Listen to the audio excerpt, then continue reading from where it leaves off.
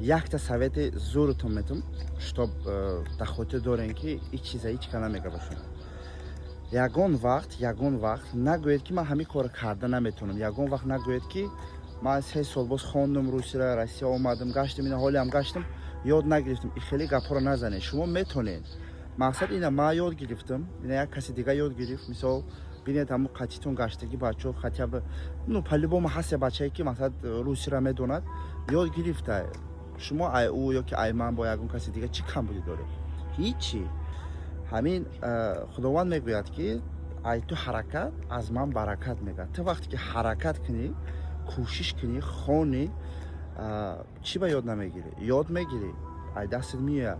Вақте ки намекунӣ ва ай пеш уже таслим мешавӣ, мегӣ ки ман наметавонам, и қиинда ухилия, ин мозг автоматик дар ҳамон чиз настроид мешавад ва баъд 10 сол гузарадам албатта ёд намегирӣ. Ба ҳамин хотир дига ин хел фикрҳоро накунед. Ҳама вақт гӯед ки ман метавонам. И ҳаракат кунед, хонед, иншааллоҳ ёд мегиред.